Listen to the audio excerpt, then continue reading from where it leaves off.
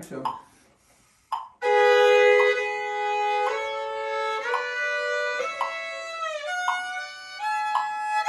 If you need to move your thumb for that, here's a place where you might want to move the thumb around.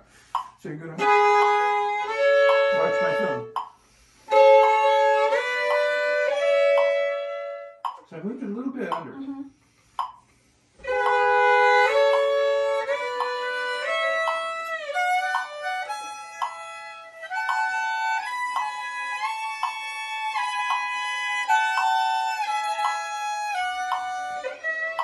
So I move it, my thumb is, it's subtle, but it's moving a little bit under. Okay?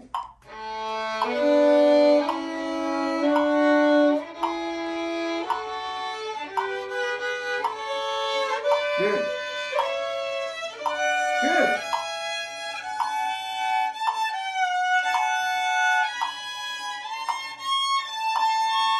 Yeah, get it up. It's a funny feeling.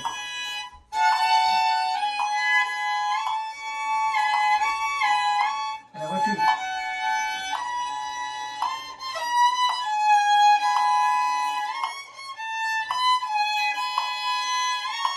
That's right. It's a funny feeling. Watch my fingers.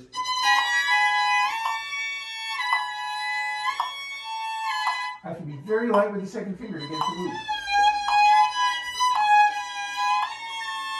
Yeah. That's it. Okay, but we're out of the pattern now, so we're out of the pattern.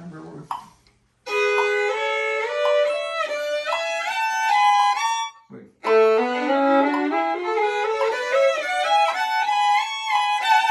So play from that's enough.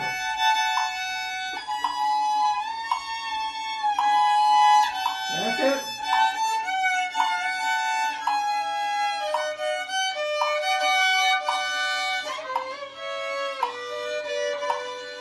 Okay, do it again, because we're out of the pattern now. Do again.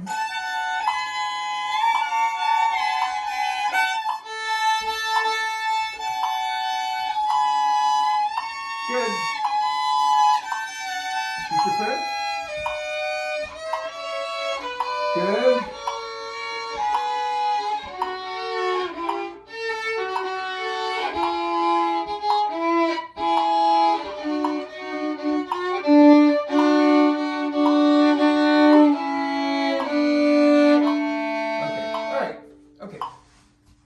You'll get used to it, all right?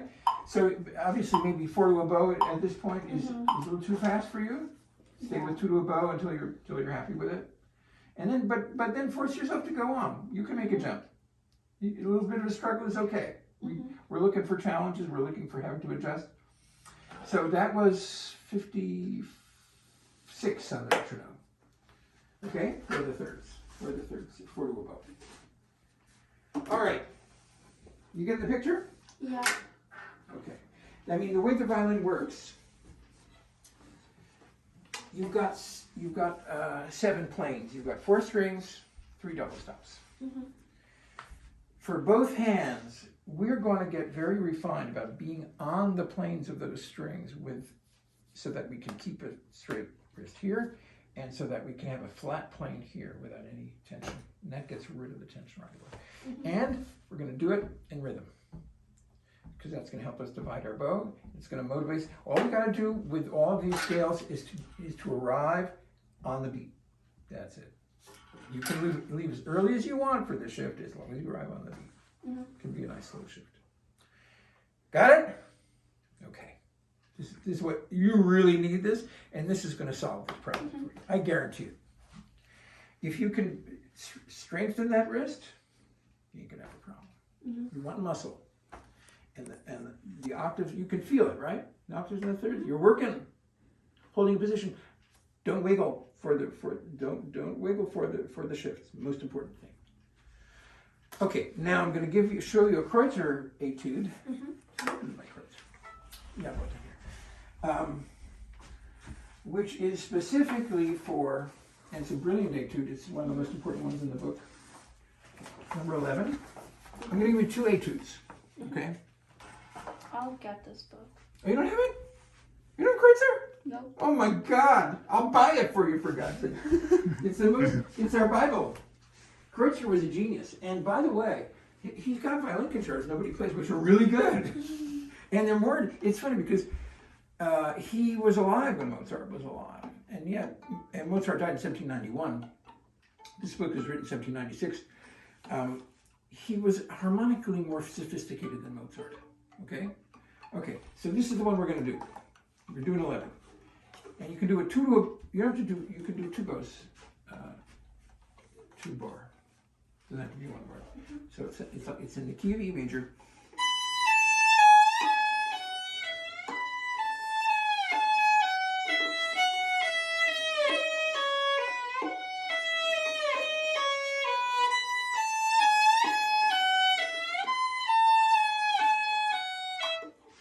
Can you give it a try? So you see what I'm doing? The shift is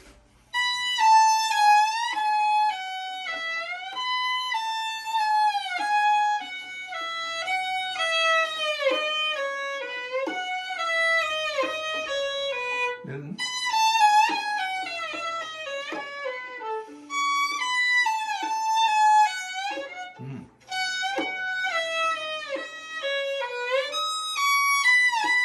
okay?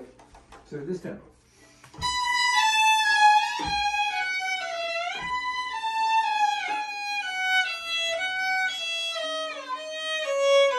Okay, but I want you to be very careful about the intonation as you go. He's a brilliant guy. He knows it's easier to play a tune going up than it is going down. Mm-hmm. He's trying to get you to perfect your intonation just with 3 notes at a time, going back.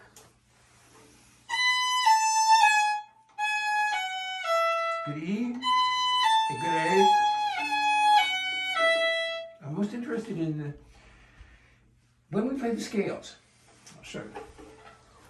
When we play a scale, if I'm in the key of A major, I'm most interested in the 1, the 4, and the 5. The 1, the 4, and the 5. The 1, the 4, and the 5, and the 1 on the top. Mm-hmm. We want the perfect intervals to be absolutely in tune with each other. So.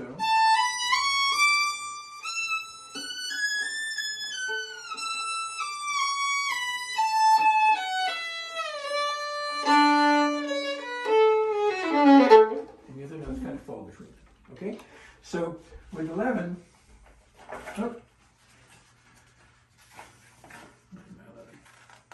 this is a great book. Okay. So we're keying E major. The 4 is A. Okay. The 5 is B. Those notes have to be great. Tonic are 1. Perfect 5th. A. Now B major. 5, 4, 1, 5. Okay? Mm-hmm. Give it a try.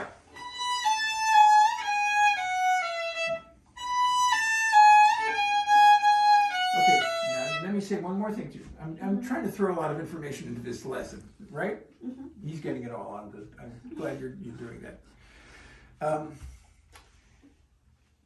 When we play the violin, whether we're playing, no matter what we're doing, we are going to prepare the finger we're about to play with. Mm-hmm. And when we're going down, it should feel like this. So.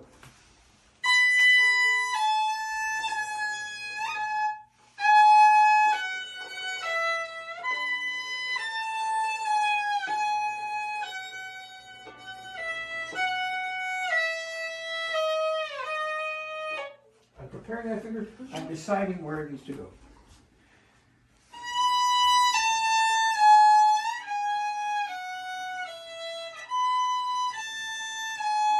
Good.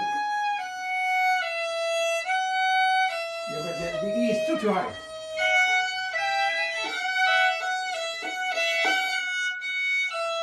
Yeah, stretch. Get a good stretch between 3 and 2. Still too high. Get it to ring with the E string.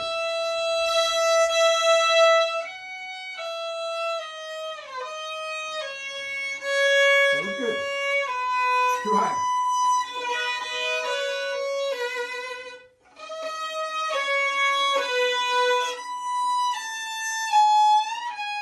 Okay, and now when you shift,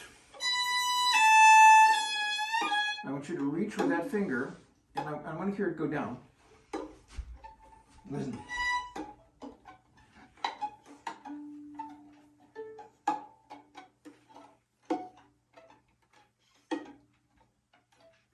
Okay, try it. This is really, yeah. Yeah, and we're never gonna. There's never gonna be a point with the fingers where one finger is not absolutely sustaining on the fingerboard. We're not gonna let. We're gonna go.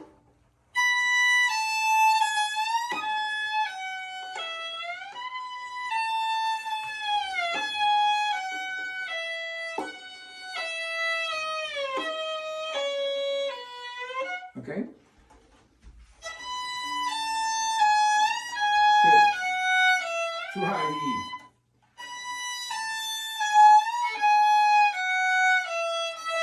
Yeah.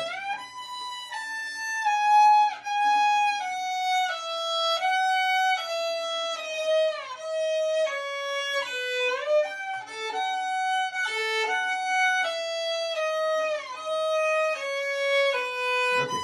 Good. I mean, the more you play with the octaves and the thirds, the more you're going to know where those fingers go, especially the thirds. In other words, if I play.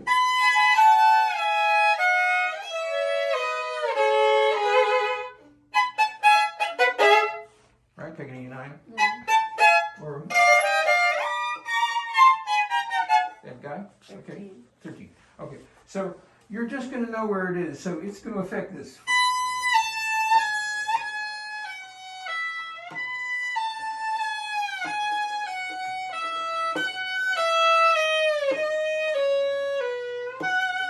See, I changed the position of my thumb. I'm under.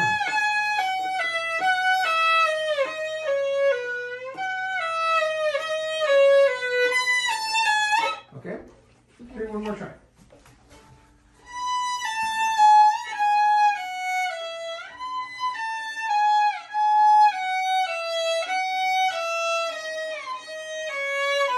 Okay, let me say one more thing to you.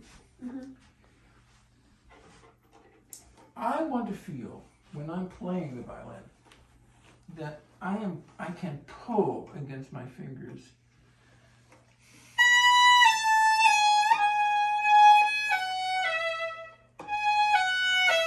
That I'm not pushing.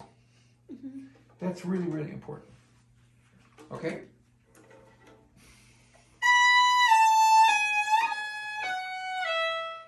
For me to get that E in tune, I'm going to pull this way.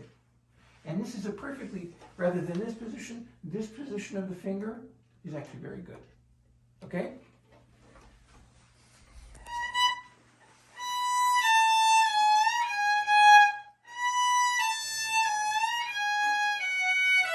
Good. Pull. That's it. Pull. There it is.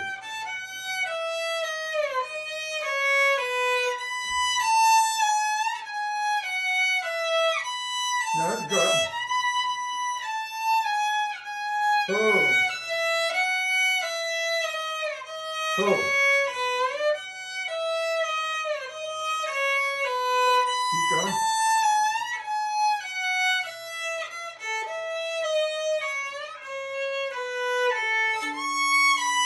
Okay. And again, sometimes we don't want to be in too curled a position for the third finger. In other words, if we go, look at the two different positions. Right? So, right. That's right. If you stretch it out, that's it.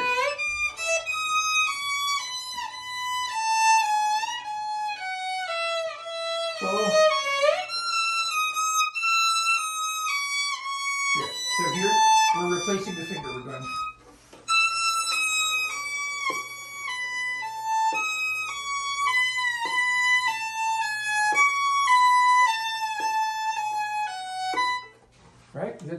that?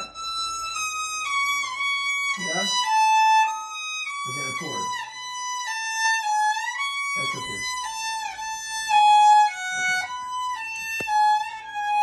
Okay. Okay. All right. Got it? Mhm. Now the other one I want you to do